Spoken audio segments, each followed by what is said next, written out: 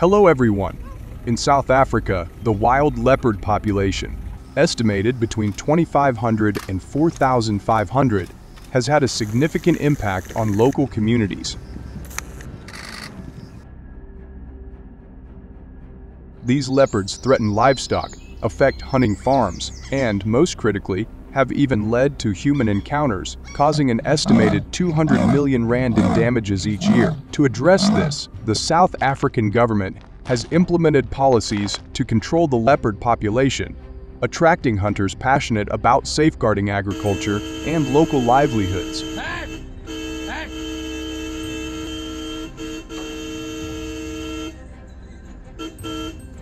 But what specific strategies have hunters used, and how effective have they been in managing this challenge? Join us as we dive into these methods in today's video, and don't forget to subscribe for more updates.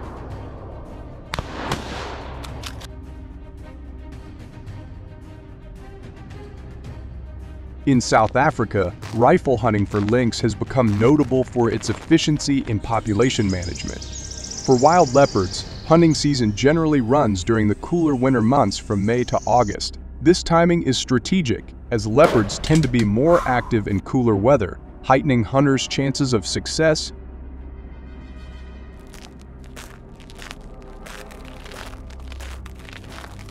By aligning the season with leopard behavior, the approach maximizes effectiveness while supporting population control efforts. So what are the key legal requirements and costs involved in hunting wild leopards with rifles in South Africa?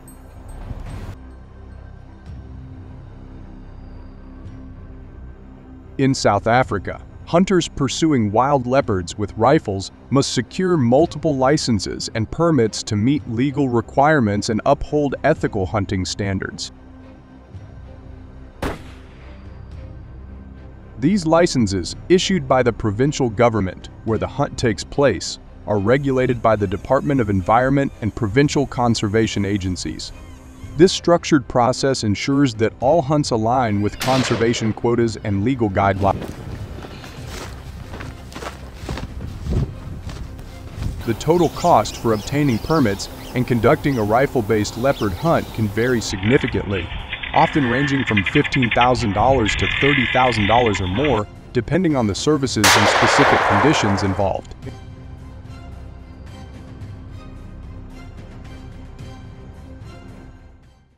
In South Africa, hunters typically seek wild leopards in private game reserves, rugged mountainous regions, or farmlands where these animals are known to roam.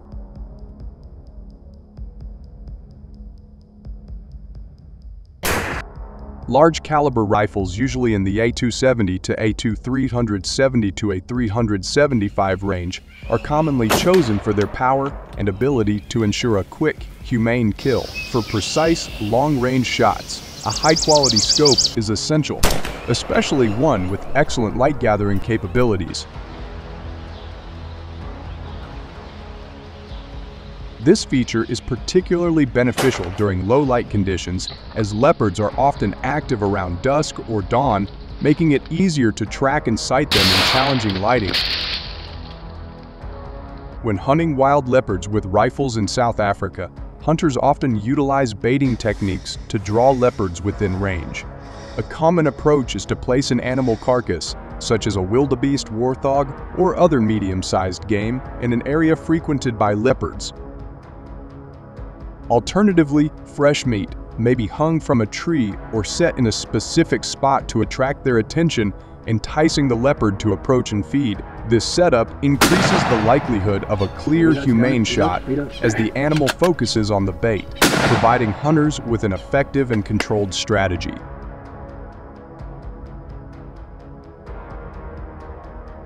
When the leopard finally appears, the hunter must stay calm and silent to prevent startling the animal, as even a slight noise or movement can cause it to flee.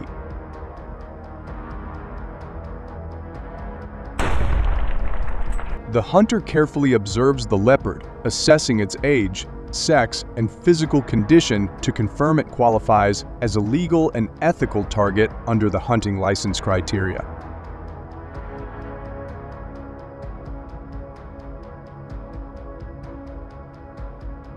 This careful evaluation ensures that only animals meeting specific guidelines are taken, supporting both conservation and ethical hunting standards. So what strategies and techniques do hunters use to ensure a quick and humane kill when targeting a leopard from a distance?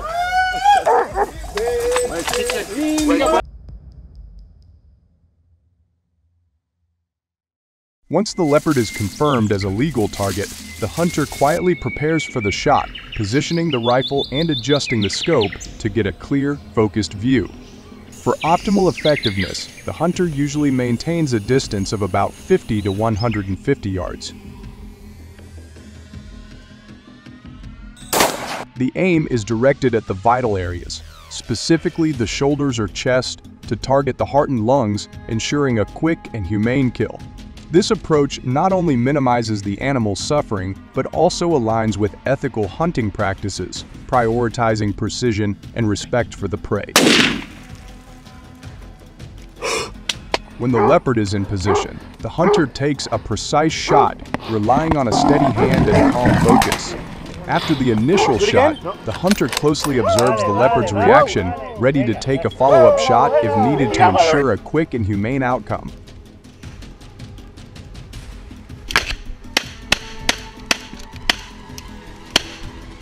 Once the hunt is completed, the hunter must report the successful take to the appropriate authorities, filling out all required documentation, including details about the hunt, the leopard, and the location. This final step is essential to uphold legal and ethical hunting standards, contributing to conservation efforts and regulatory compliance.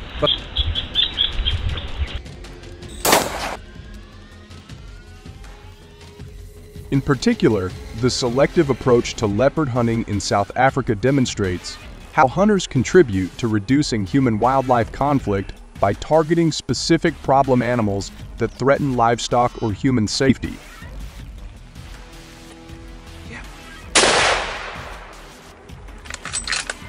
This method of controlled culling addresses the need for population control while aligning with conservation goals, as it prevents overpopulation in certain areas and minimizes disruptive encounters between leopards and communities.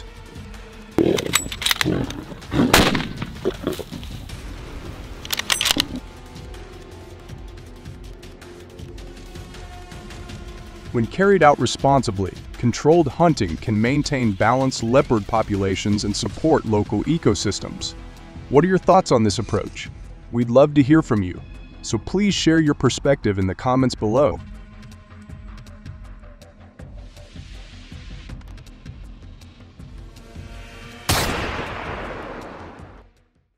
In recent years, forest control and wildlife management have become increasingly vital, especially in the United States, where invasive species such as wild boars pose significant threats to agriculture, ecosystems, and even infrastructure.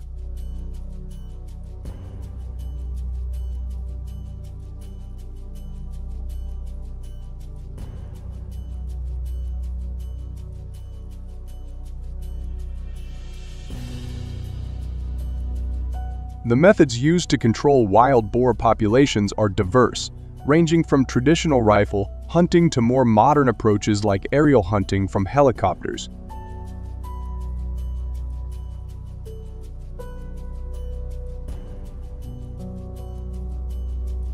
In this essay, we will explore the effectiveness and challenges of these methods, delve into the experiences of hunters, and invite you to consider your stance on these practices. Don't forget to leave a comment with the number 1 to show your excitement.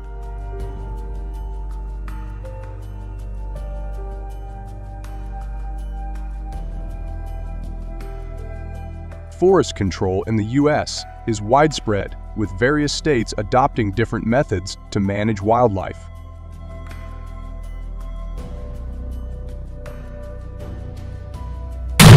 Texas, California, and Florida, in particular, have seen significant use of rifle methods and combinations of rifles and airplanes in their efforts to control wild boar populations. So, what are the effectiveness and challenges of these methods?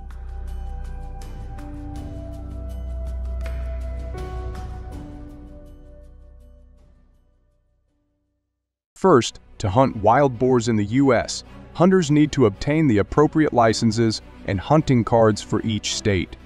Understanding hunting regulations, such as hunting seasons and prescribed times, is also crucial.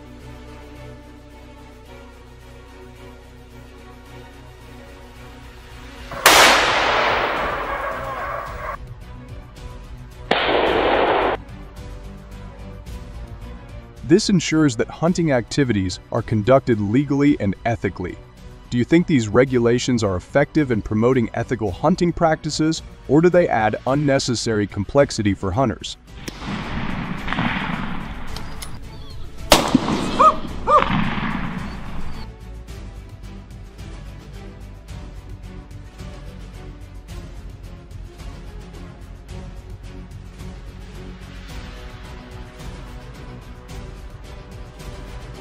When it comes to hunting wild boar with a rifle, scouting and locating are key components.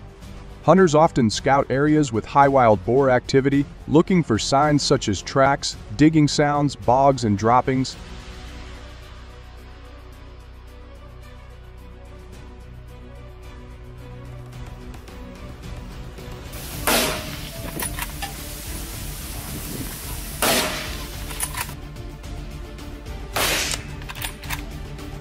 This preliminary work is essential for a successful hunt.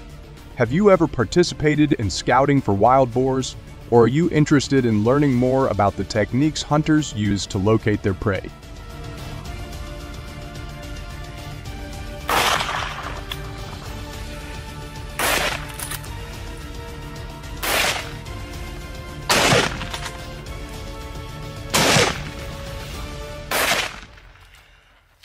Hunting wild boars with rifles serves as an effective means of population control, playing a crucial role in protecting crops and native ecosystems.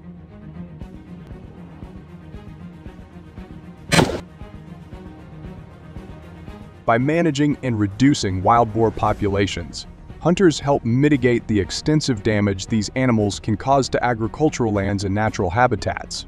On average, each hunting trip can yield 25–30 wild boars, significantly impacting population numbers.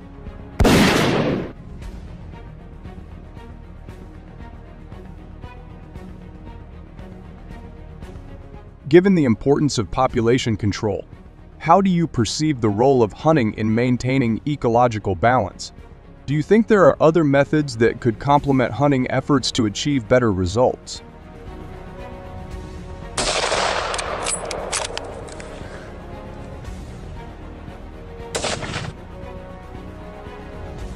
Another notable advantage of wild boar hunting is the meat it provides. Wild boar meat is highly favored by many hunters due to its unique flavor, offering a delicious alternative to traditional meats.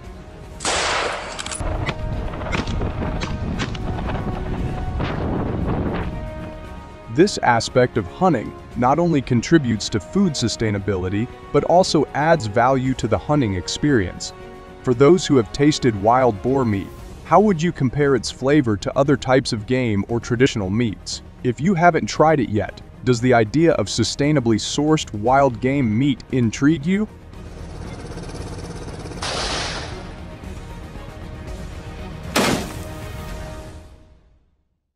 Hunting wild boars also offers hunters a challenging and rewarding experience, blending sport and necessity. John Smith, a hunter from Texas, aptly summarizes this by saying, "Hunting wild boars is not just about sport, it's about necessity."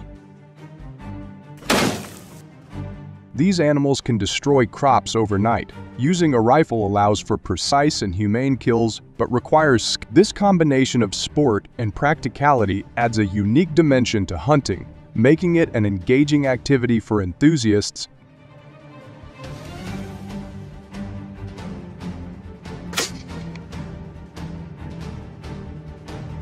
However, hunting wild boars, while necessary for population control, has disadvantages that cannot be overlooked. One significant concern is the safety risk involved.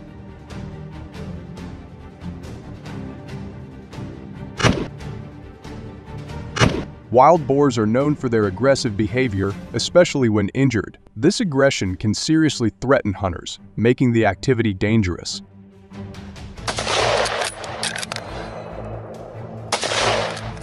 Have you ever encountered or heard of any close calls during a wild boar hunt? What measures do you think could improve safety for hunters in these situations?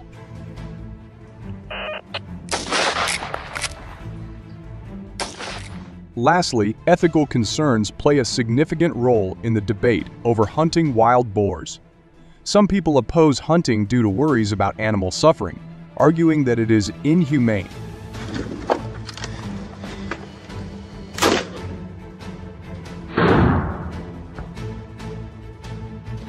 These ethical considerations often spark intense debate about the morality of hunting. What is your perspective on this issue? Do you believe that the necessity of controlling wild boar populations justifies the potential ethical concerns?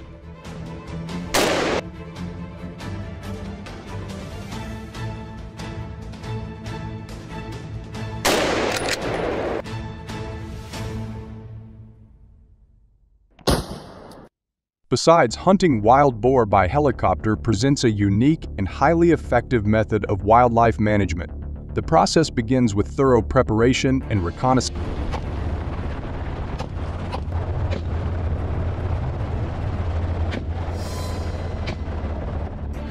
identifying areas with high wild boar activity is crucial, and this often involves aerial surveys to detect large groups of these animals. The ability to cover extensive areas from the air allows for a comprehensive understanding of wild boar movements and concentrations, which is vital for planning an effective hunt.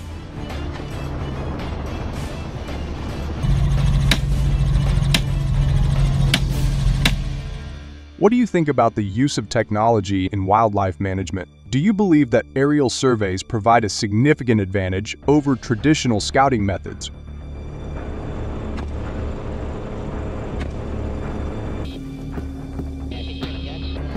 Once the reconnaissance phase is complete, the next step is the helicopter setup. A helicopter equipped for hunting usually includes a pilot and one or more gunners.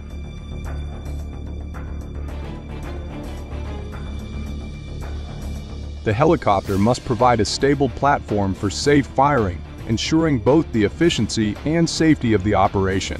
This setup allows hunters to cover large territories quickly and reach remote or hard-to-access areas where wild boars might be hiding.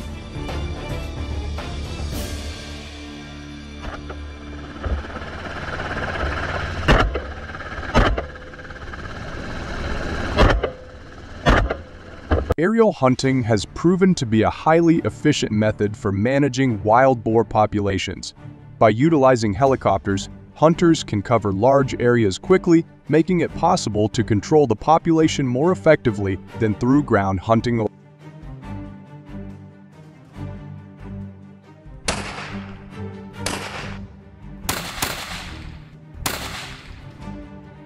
Steve Williams, a helicopter pilot and hunter from Texas, highlights the effectiveness of this method, stating, "Using helicopters to hunt feral hogs is extremely effective. We can kill dozens of wild boars in just one day, which is impossible on the ground. The key is precision and safety."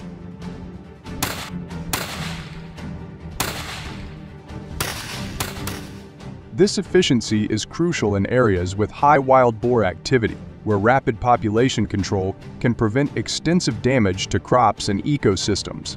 Have you ever considered how aerial hunting compares to traditional methods in terms of efficiency?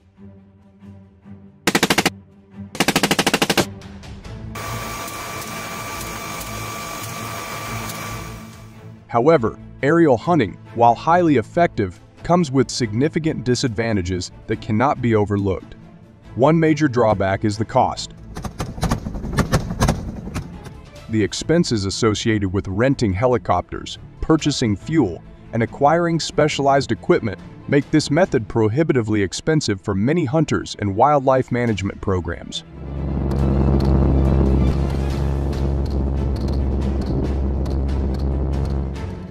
The financial burden can limit the frequency and scale of aerial hunting operations, potentially reducing its overall effectiveness in managing wild boar populations.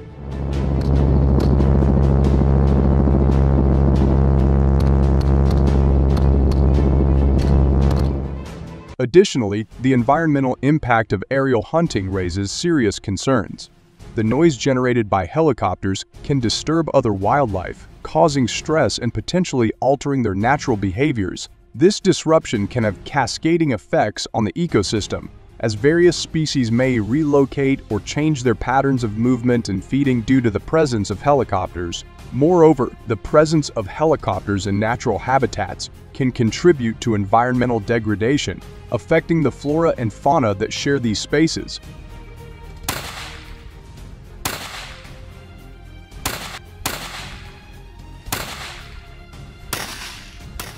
Currently, there are an estimated 9 million wild pigs in the U.S. despite the efforts of hunters, who kill about 1.5 million wild boars each year. The damage caused by these animals remains severe. The financial impact is staggering, with nearly $3 billion in annual damage affecting agriculture, the environment, and human infrastructure. These figures highlight the immense challenge posed by wild boar populations. How do you think such a large population of wild boars has been able to persist and grow? What other factors, beyond hunting, might be contributing to this ongoing problem?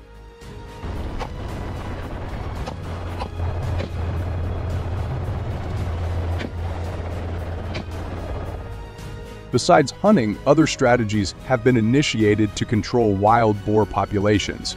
These include trapping, sterilization, and even poisoning. Each method has its pros and cons, and the effectiveness often depends on the specific circumstance. What are your thoughts on these additional strategies?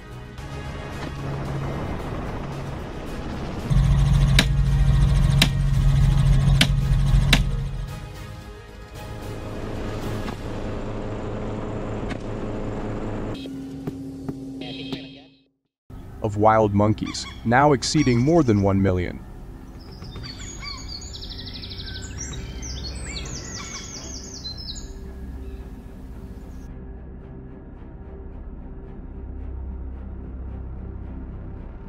These primates are predominantly found in states such as Florida, Texas, and South Carolina. The widespread distribution of these monkeys has led to severe agricultural damage, frequent disruptions in communities, and even direct attacks on people.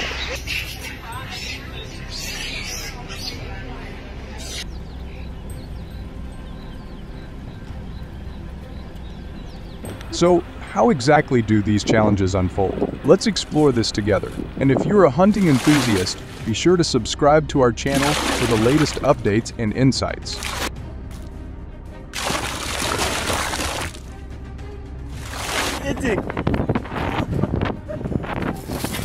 He's eating this stuff.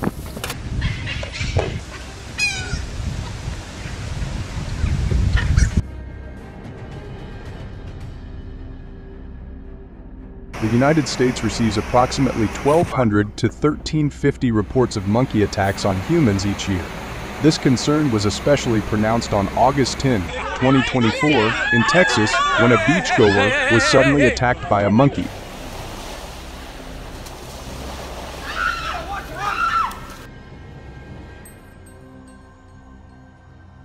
The unexpected nature of the attack sent shockwaves through the surrounding tourists, leading to widespread panic and causing many to quickly leave the area.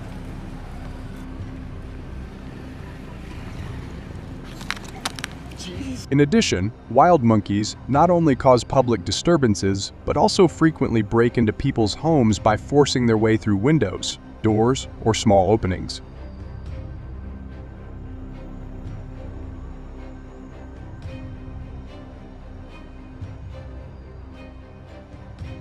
Once inside, they wreak havoc by toppling furniture, damaging appliances, and destroying household items as they search for food or shelter. In Florida alone, an estimated 50 homes are vandalized by wild monkeys each week, resulting in damages that exceed $800,000 annually.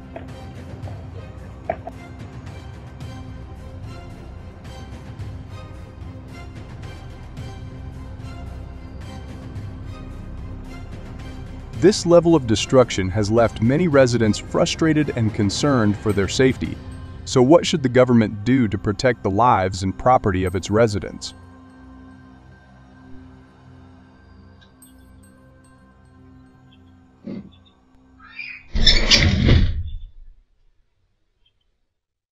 In response to the growing concerns of residents and the significant impact wild monkeys were having on communities across the country, the U.S. government initially implemented policies focused on trapping, capturing, and releasing these animals back in, as well as sterilization programs aimed at controlling the monkey population.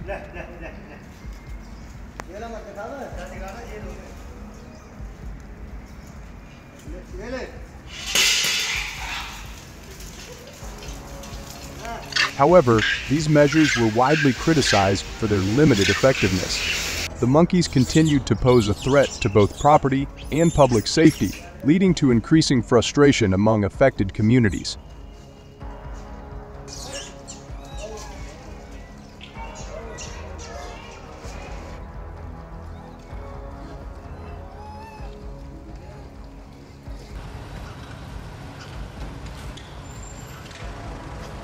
After careful consideration and evaluation of the situation, the U.S. government decided to implement a more decisive policy, allowing the hunting of wild monkeys with rifles.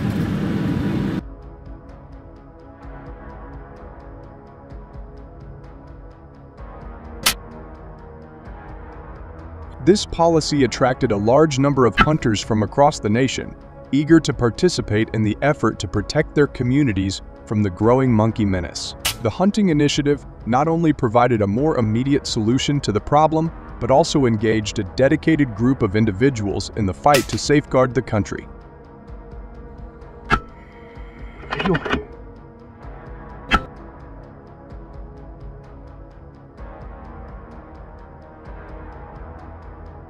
Have you ever wondered how hunters manage to safely and effectively control the wild monkey population in challenging environments?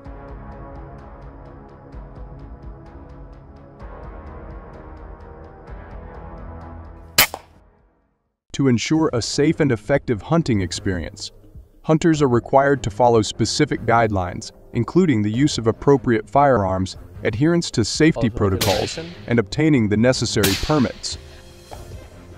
Orem.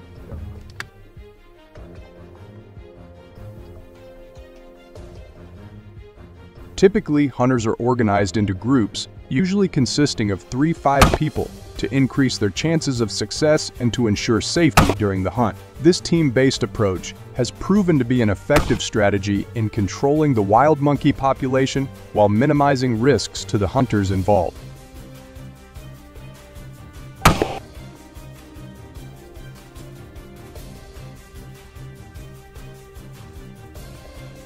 Additionally, hunters aiming to increase their chances of success typically choose to hunt wild monkeys during the early morning or late afternoon hours when these animals are most active.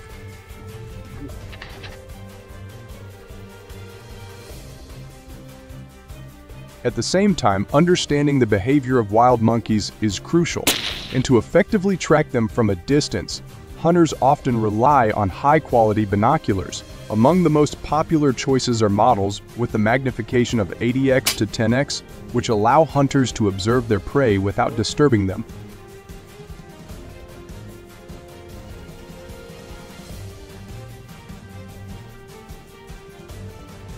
This equipment provides hunters with a significant advantage, enabling them to locate and monitor monkeys from afar, plan their approach, and make informed decisions about when and where to strike. So how do experienced hunters ensure a quick and humane takedown when targeting elusive prey like monkey?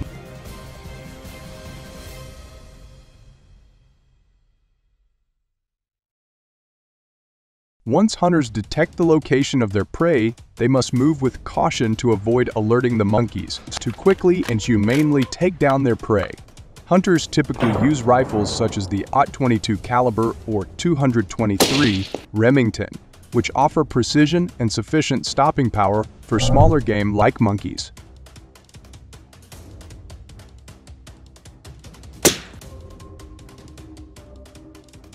When shooting, hunters usually aim for the head or chest, areas that ensure a quick and humane kill.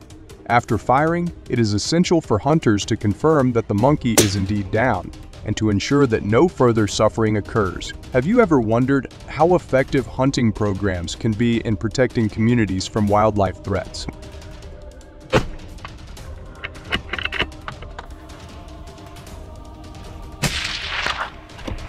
At the end of a successful hunt, hunters generally capture between 5 to 10 monkeys. They are then required to report their results to the appropriate wildlife management agency, which tracks the effectiveness of the hunting program. The implementation of this policy has led to a significant reduction, approximately 30, in the number of monkey attacks on people and break-ins into homes.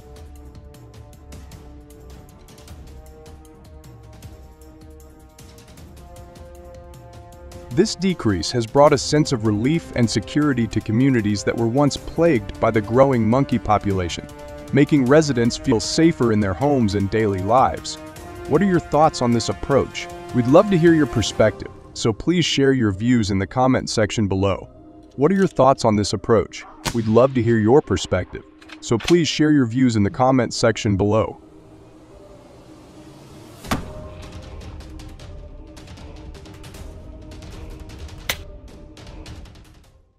Currently, the United States is facing the presence of approximately 4,000 to 4,500 lions, primarily concentrated in the state of Montana.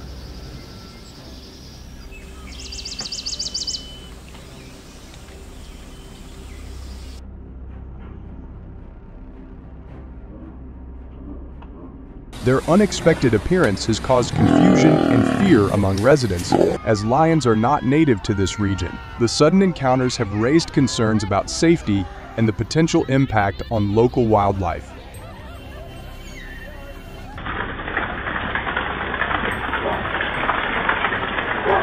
So, what challenges have these lions introduced to the United States? Join us as we explore this intriguing situation, and don't forget to subscribe to our channel for the latest updates.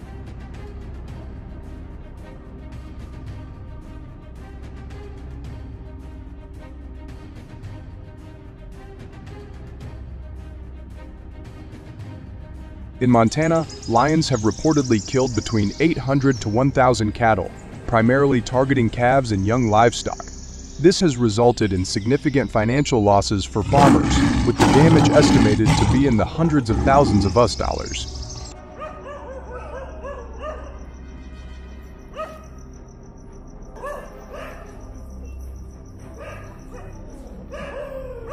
Montana, being the most affected state, faces a growing challenge in dealing with these predators as they impact both the cattle industry and the local economy. So, how can Montana farmers protect their cattle and safeguard their livelihoods?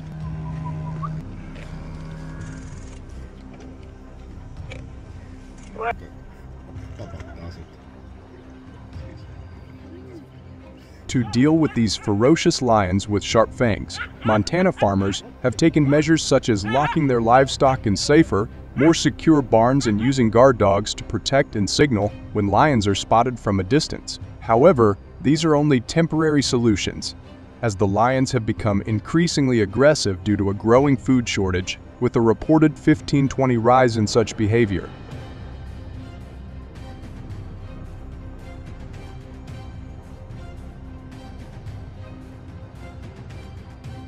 Despite these efforts, many cases remain uncontrollable, including attacks on humans, leading to serious injuries. Realizing this urgent situation, what has the U.S. government done to address this growing threat and ensure public safety?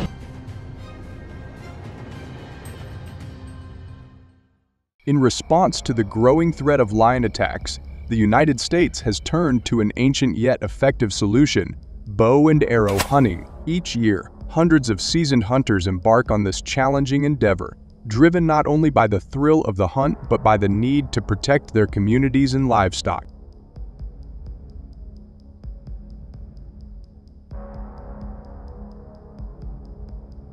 Divided into tightly knit groups of 4 to 6, each team is a blend of expert marksmen, seasoned trackers, and assistant hunters, working in harmony to outwit one of nature's most dangerous predators. But how does this hunt unfold in such a wild and unpredictable landscape?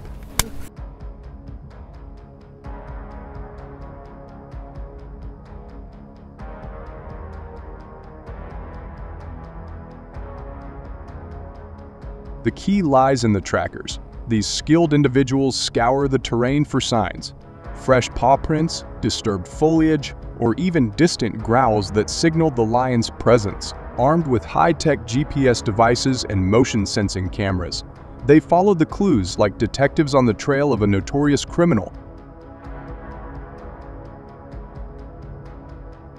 Once the lion's location is confirmed, they alert the hunters, keeping a safe distance of at least 200 yards to avoid detection by the lion's powerful sense of smell.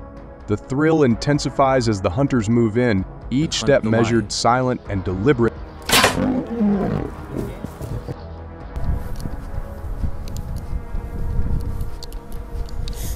When it's time to strike, the hunters rely on their precision and tools. Equipped with compound bows, they shoot from 50 to 100 yards away, their arrows designed to pierce the thick hide of a lion.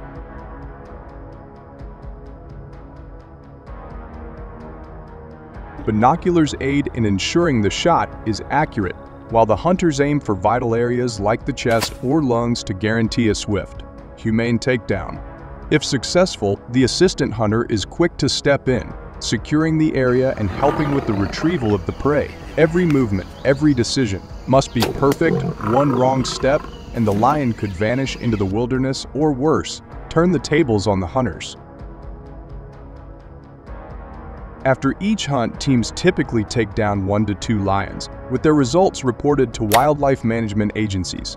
This is more than just a hunt. It's a strategic effort to reduce lion attacks by an estimated 25-30, protecting both humans and livestock. But here's the question: does this method strike the right balance between conservation and safety, or is it too extreme? Let us know what you think in the comments below.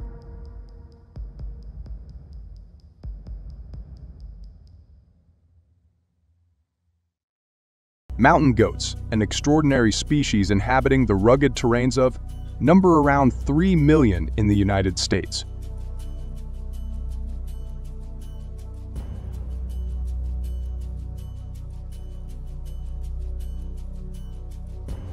These resilient animals are perfectly adapted to their harsh environments, flourishing in the steep, rocky landscapes of the Rocky Mountains and other high-altitude areas.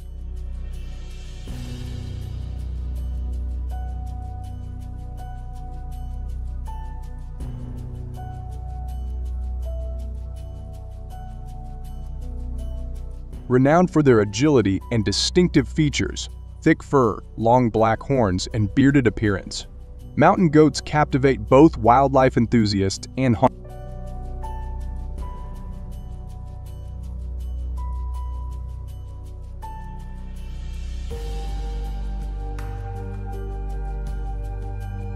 Mountain goats in America are remarkable for their distinctive physical features, which are perfectly adapted to their harsh environments.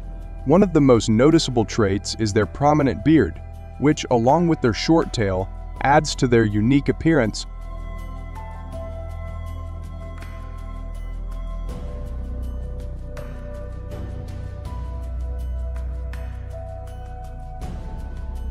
They are also characterized by their long black horns, which can range from 5.9 to 11 inches in length.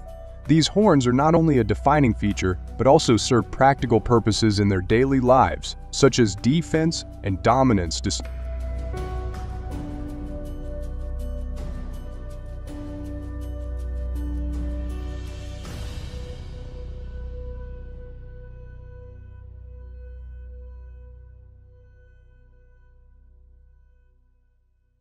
Perhaps most impressive is their thick fur, a crucial adaptation for surviving in the extreme cold of their high-altitude habitats.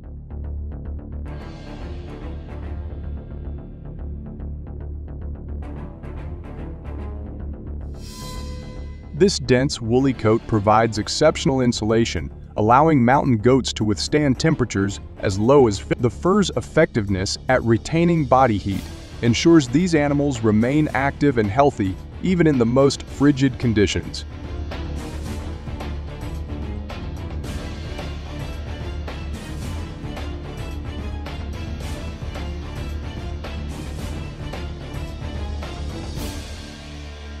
Together, these physical traits make mountain goats well-suited to their rugged environments, enabling them to thrive in some of the most challenging terrains in North America.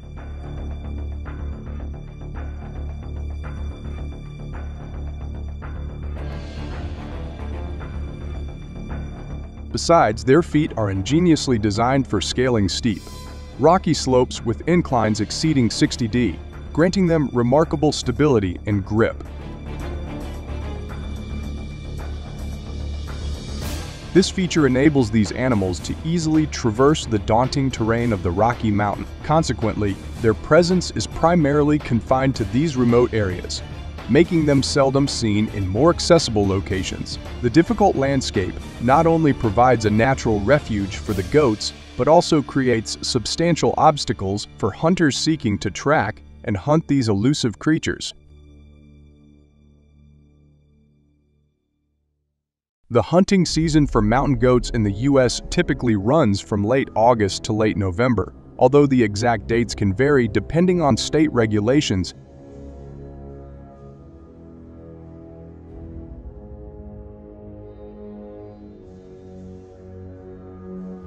It is crucial for hunters to apply for a hunting license, as this not only ensures compliance with legal requirements, but also helps in the management and conservation of mountain goat populations.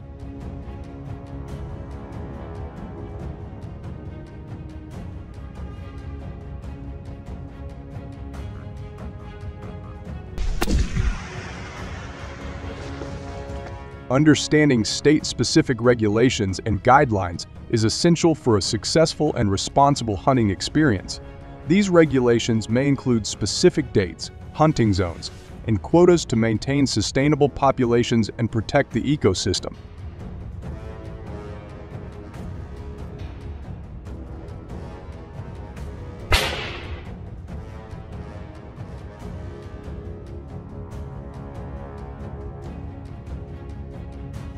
When embarking on a mountain goat hunt, selecting the appropriate equipment is crucial for a successful and ethical hunt.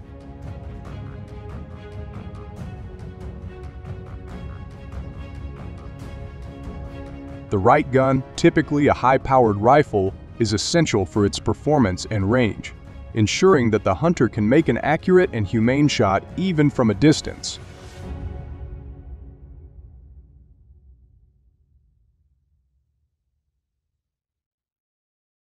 Additionally, a quality pair of binoculars is indispensable for spotting and tracking these elusive animals in their rugged, mountainous habitat.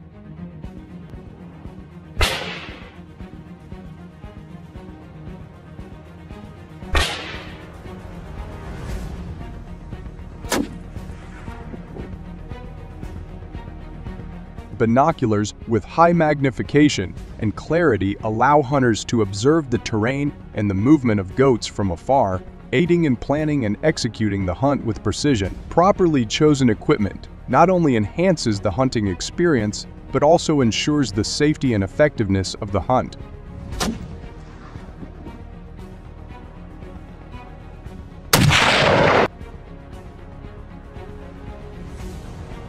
One of the primary advantages of using guns for hunting mountain goats is the performance and range that firearms provide. Guns allow hunters to engage their targets from a considerable distance, which is particularly useful in the rugged and often inaccessible terrain where mountain goats reside.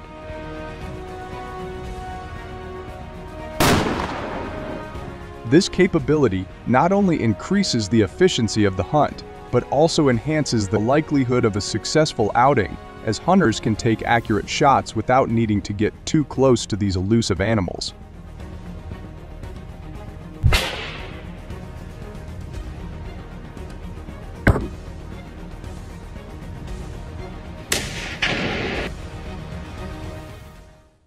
Another significant benefit of hunting with guns is the safety it affords to the hunter.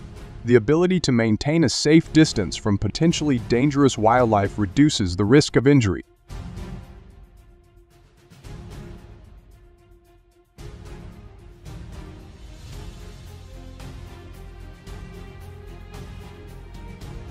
Additionally, modern firearms are designed with various safety features that further protect the hunter during the expedition. This combination of efficiency and safety makes hunting mountain goats with guns a preferred method for many hunters.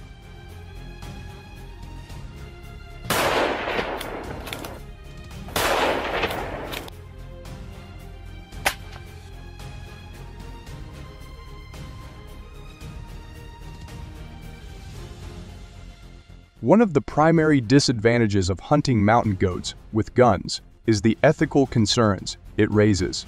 Many people question the morality of hunting these majestic animals, which are often seen as symbols of the rugged wilderness.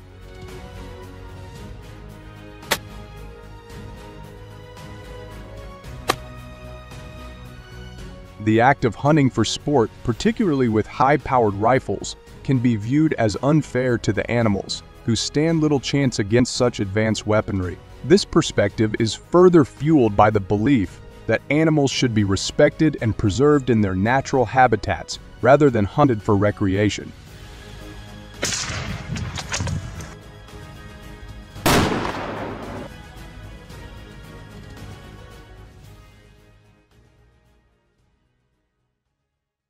Sparrows, particularly the house sparrow Passer domesticus, are small, adaptable birds found in many parts of the world, including North America, Europe, and Asia. Introduced to North America in the 1850s, their population has since flourished, with estimates suggesting there are hundreds of millions across the continent.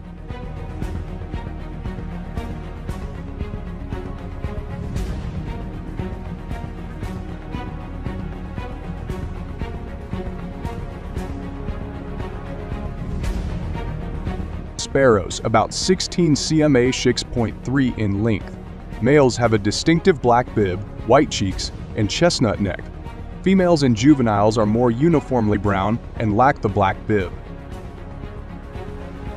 Highly adaptable, found in urban, suburban, and rural areas. They thrive in human-altered environments and are often seen near buildings, farms, and gardens.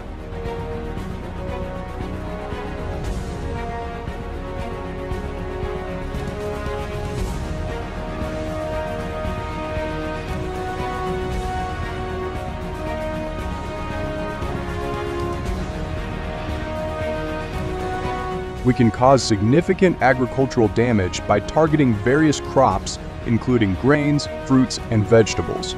In regions like California's Central Valley, sparrows are known to peck at ripening fruits, such as grapes, causing substantial yield losses.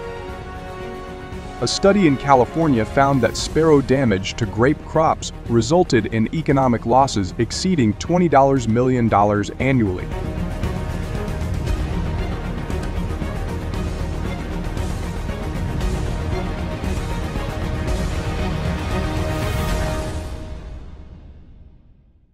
Australian wheat farmers have reported losses of up to 5% of their total yield due to sparrow infestations, translating to millions of dollars in revenue loss. These birds not only consume the crops, but also contaminate them with droppings, making them unsuitable for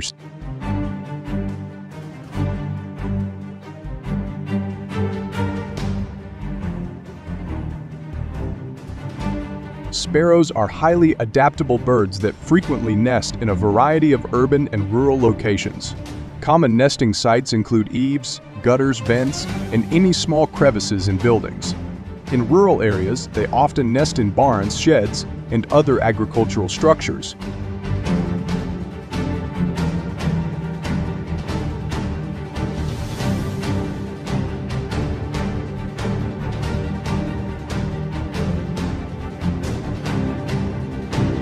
Cage traps are a humane and effective method for managing sparrow populations, particularly in agricultural settings where these birds can cause significant damage. These traps are designed to capture multiple birds at once without causing them harm, making them an ideal solution for farmers and property owners.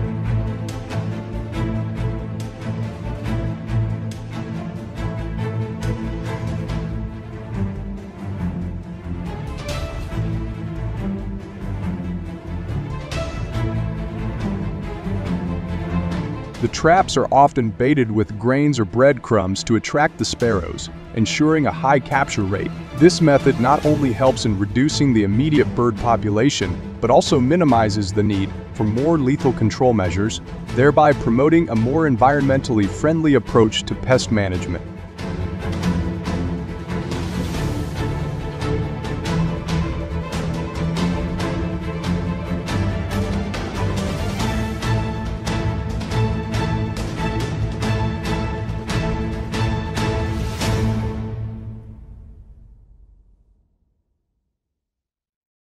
When it comes to controlling sparrow populations, particularly in agricultural settings where these birds can cause significant damage, using guns is a common method. Two primary types of guns used for this purpose are air rifles and shotguns.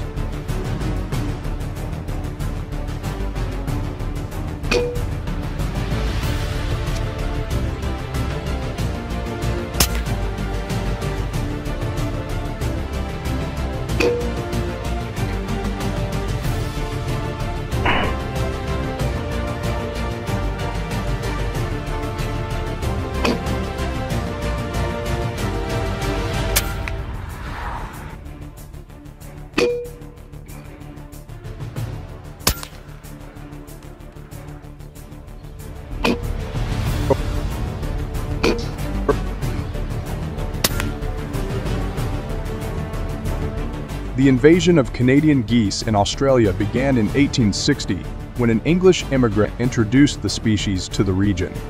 Over the years, the population of Canadian geese grew significantly, reaching an estimated 1.1 million birds by 1900. This rapid population growth has had considerable impacts on the local environment and ecosystems, presenting challenges for Australian farmers and communities.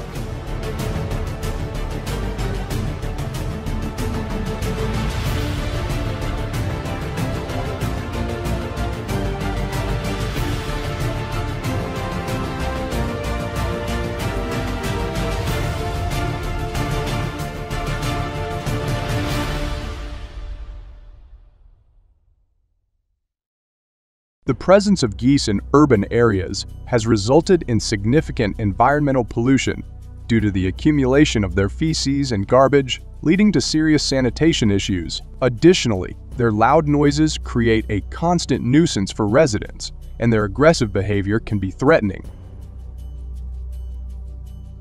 This situation is particularly problematic in places like Richmond Park, where geese not only damage the green landscapes, but also jeopardize the safety and well-being of the local community. This makes it challenging to maintain the area's natural beauty and public safety.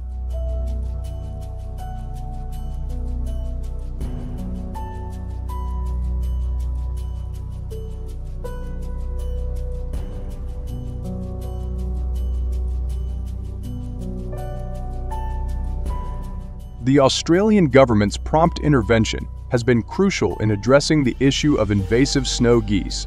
To manage the growing population, field hunting has expanded across various regions, including agricultural areas, riverbanks, lakes, ponds, parks, and nature reserves.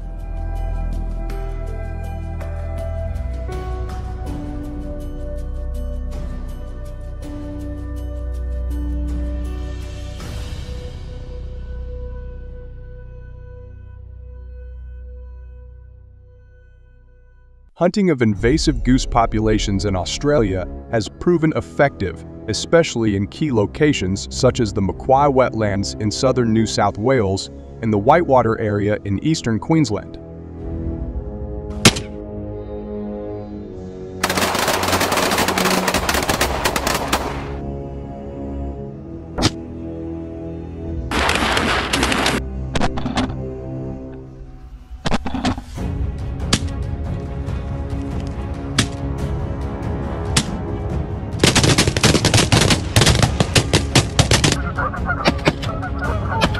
These areas are important for geese breeding and migration and are also prime hunting grounds. The concerted efforts of hunters have caused the annual goose population to decline significantly, down about 20. We invite you to share your thoughts about goose hunting in Australia. Your opinion is important to us.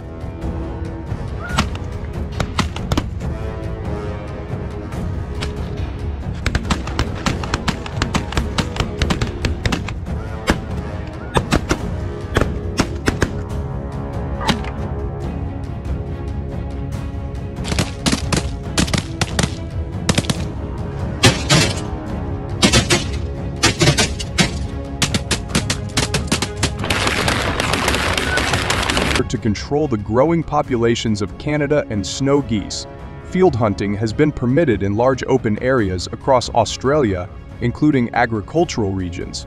riverbanks, lakes, ponds, parks, and nature reserves. This hunting practice aims to minimize the geese's negative impact on the environment and local communities.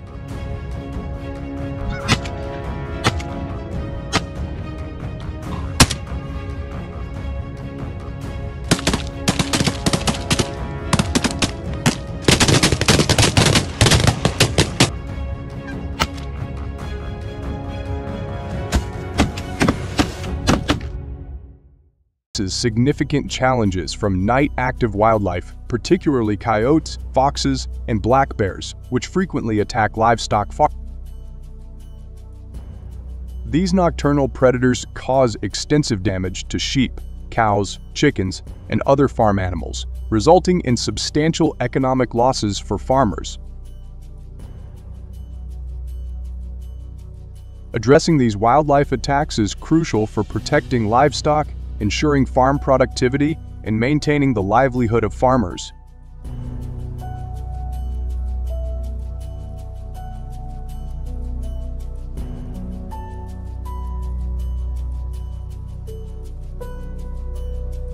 In 2023, coyotes were responsible for 60.5% of the 140,000 livestock predated in Canada, significantly impacting the agricultural sector. This predation accounted for 1.7% of all livestock in the country, illustrating the severity of the issue. As of July 1, 2024, Canada had a population of 8.2 million adult cattle and 12.6 million young cattle, making the threat of coyote attacks particularly concerning for farmers. These nocturnal predators typically strike at night when the cattle are resting and sleeping, taking advantage of the animal's vulnerability during these hours.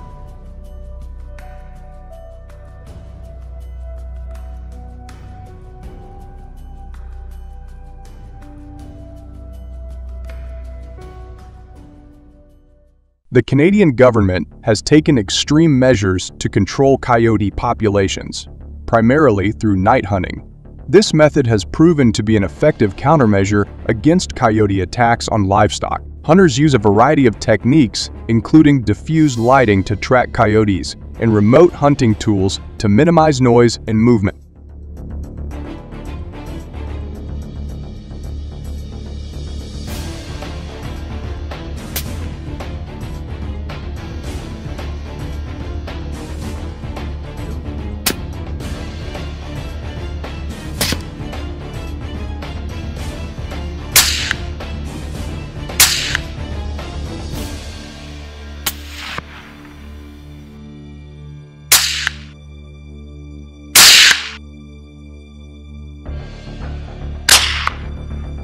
The hunting process involves selecting convenient locations with clear views of free-range livestock, carefully observing and tracking coyote movements, and taking down individual coyotes' grass. On average, hunters can successfully capture between 2 and 10 coyotes per night, greatly reducing the threat to livestock.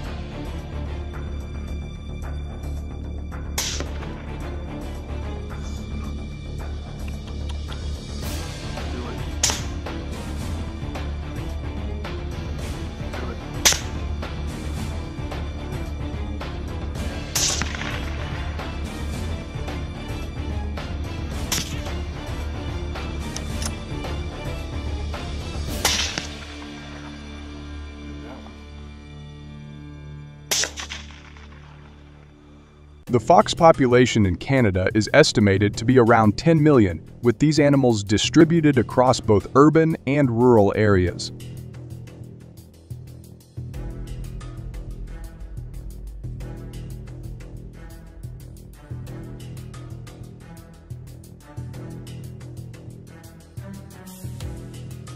Foxes primarily target small livestock such as chickens and sheep, causing significant damage to farms.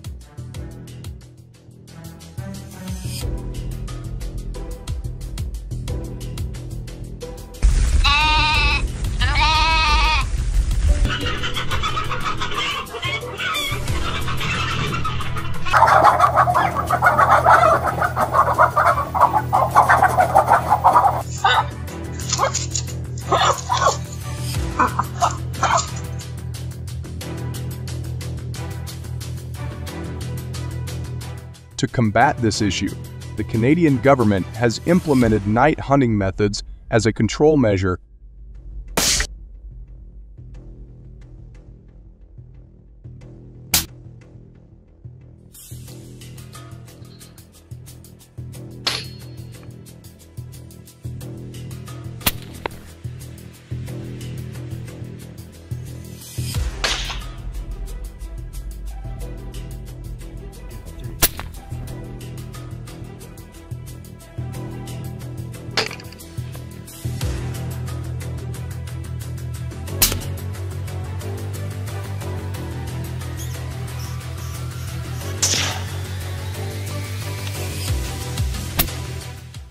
Hunters employ techniques such as using radiator lights for better visibility, working in teams for safety, and maintaining quiet observation to effectively track and hunt the foxes. On average, hunters are able to capture between 5 to 20 foxes per night, helping to reduce the impact of these predators on livestock.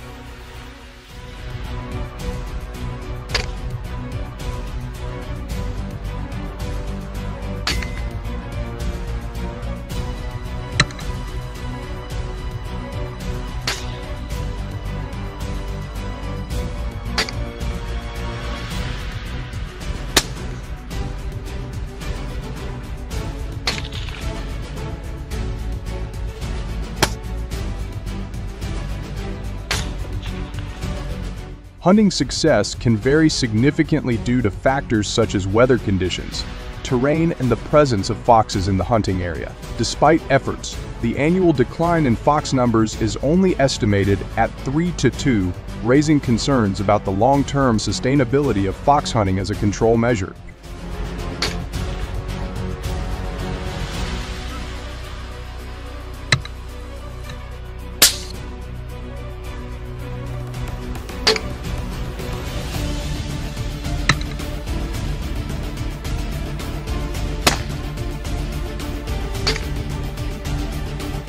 Additionally, a more humane and flexible approach to dealing with wolves is that traps can be monitored and adjusted as needed, ensuring safety and adaptability in managing wolf populations.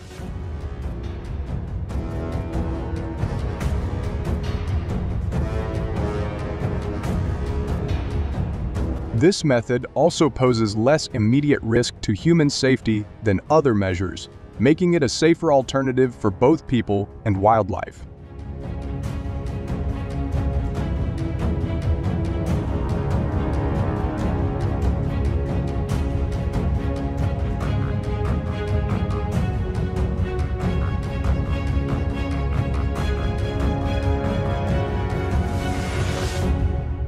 A major concern when using traps is the potential harm to non-target animals, as traps can unintentionally capture other wildlife, causing unintended ecological consequences. The process of setting and monitoring traps is time-consuming and labor-intensive, requiring significant effort and resources from those involved. These factors make the use of trapping a challenging and controversial approach to managing wolf populations.